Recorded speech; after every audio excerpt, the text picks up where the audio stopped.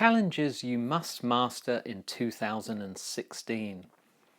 Yes, it is a new year still, and you've possibly tried your New Year's resolutions and already given them up. Or you may not quite have got around to setting those goals that you promised you were going to set, but you've been a bit busy. But I've got some ideas for you. Because remember, this is a Friday. Remember, every single Friday we have a weekend challenge. And if you want to know why it's called that, it's because I know you don't want to do any work, but you're going to do a bit. So let me give you something different to do. That's why it's a weekend challenge. Okay, and I also run a business like you, and I know what it's like, and it's difficult. It's hard. Life gets in the way, and there are busy things to do. But it's always good to have a few things, a few core areas to improve. And I've got a challenge for you this weekend to think of how you can improve in some areas. Now, I just say improve.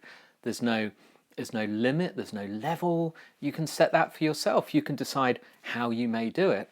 But if you think of these things, if you incorporate these into your business culture over the next 12 months, you'll find that everything lifts. Remember, a rising tide floats all boats and all that kind of stuff. And you'll find that things start to change.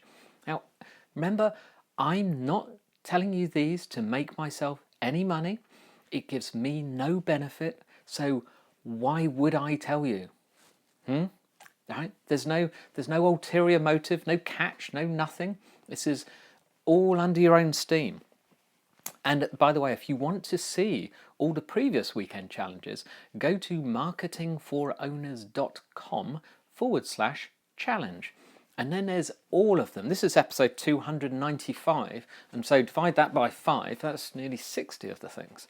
They're all there in reverse order, I think. So, and some of them are great. Quite a few of them, by the way, I personally do again and again. Not necessarily on a weekend, but do again and again, because they're actually good exercises. So, do you have your pen and your pad to make notes? Or if you don't, if you're driving along, if you're doing the washing up, if you're doing the dishes, making the dinner, in a shower, do you listen to this in a shower?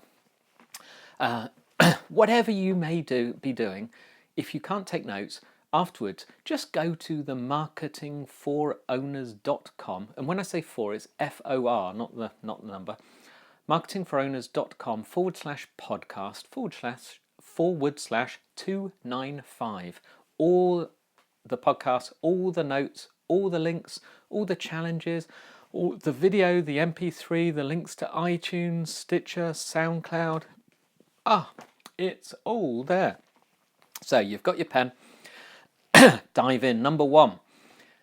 The first thing I want you to learn or to test out 2016 is to outsource staffing.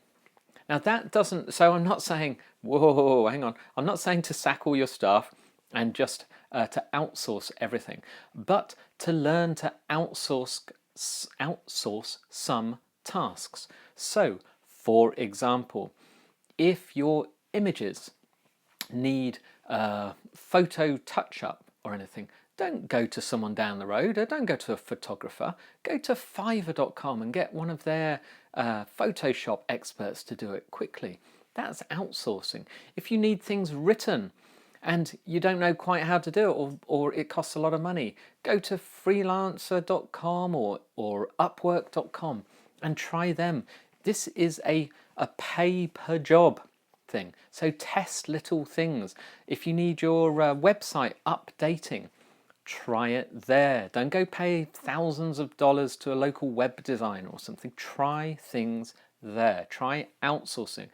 There are so many tasks. If you need something programmed, if you need a spreadsheet set up with all kinds of pivot tables and things like that. I've no idea what a pivot table is, but I know the experts use them.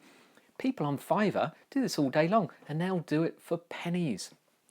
Honestly, that's how I get my stuff set up that my staff don't know how to do. Easy. Number 2, systemizing. Now, systemizing prevents things going wrong.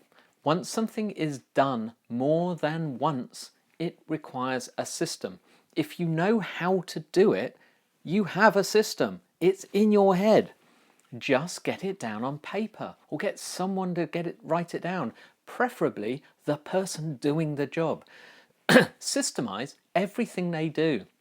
In short, easy to follow, could be followed by anyone. So in other words, don't just, when you have someone working for you who does something and you ask them to write a system for that, don't just assume they're doing it correctly, ask them to send it in. Then pass that system to someone else or go through it yourself and see if you could follow that from scratch. Preferably have someone else who doesn't know how to do it, see if they can follow it.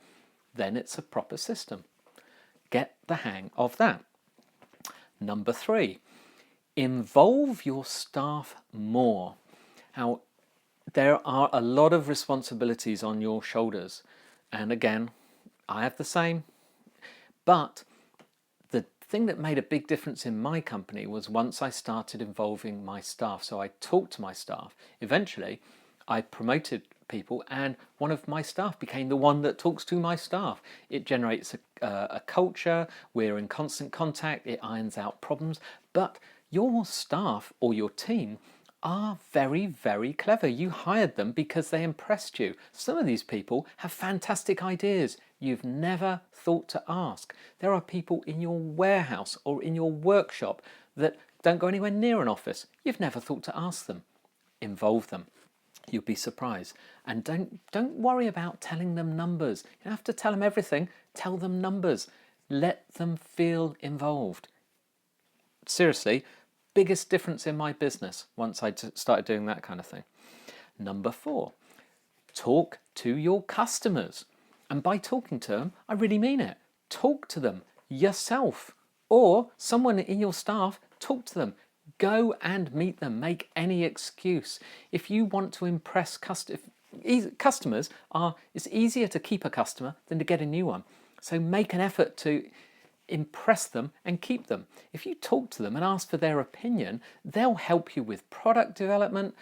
They'll tell you what things that you could ask them, what things you're planning on bringing up, and they'll tell you whether they actually want it. You might be planning on developing something that no one really wants. So they say, well, yes, we do want that, but it would be better if it had this and that. Talk to them. You'll be surprised. They love you. They won't go and give your secrets away, especially your top customers. Number 5, ask for referrals. This needs to be a habit. Ask those customers, your repeat customers, ask them to refer you. Say, go speak to them and say, this is great, isn't it? You enjoy this. You've been buying from us for the last 2 years. What do you think's good about us? And then they'll tell you. Say, who else do you think? Who do you know who could benefit? Can you give me a name and an email or phone number? And I'll contact them. If you do, what I'll give to them, I will give them X. I will give them a bottle of wine, a box of chocolates, a bunch of flowers, just to go and meet them. And you'll get one, and if they accept, you'll get one too. So it'll be helpful if you could to follow up with them and say that we're okay. Ask for referrals. Successful companies do it. What are you scared of? Number 6, build a list. Yes, you need to collect email addresses. You can do it anyway. Start with, if you have to, start with MailChimp. MailChimp is free. Add email addresses. All of your existing customers, add them. You are allowed. That's not spam. You are not going to spam people. You are not going to send them offer after offer. You are going to talk to them virtually via email. You're going to write a conversation as if it's to one person at a time, but you're going to build a list, and then on your website you're going to create a lead capture. Please do not title it "Sign up for my newsletter," sign up for our newsletter, because that won't work. You need a lead magnet. Just go to the website, please. Just go to our website and find a search box and put in lead magnet. It'll give you all the information. And that is the secret for building an online business and actually being successful, or building a website and using it successfully, is to capture the leads of the people that arrive on your website. Now, if you can master those 6 things, if you can try any of them, any whatsoever, you will find a shift in your business. You will find an improvement, an underlying improvement. Of course, if you're scared, or if you don't like change, or if you're just complacent and you think nothing's ever no competitor's ever going to beat you, or if you think it's too hard, or if you think I haven't got time, then then just go back to doing your same old, same old. Go home, watch TV, watch the football, moan a lot, do whatever you do before, or perhaps do what the people who put the effort in. Find the time. Don't watch TV. Don't moan a lot. Be positive. Go on, you can do it. It's for you, for your family.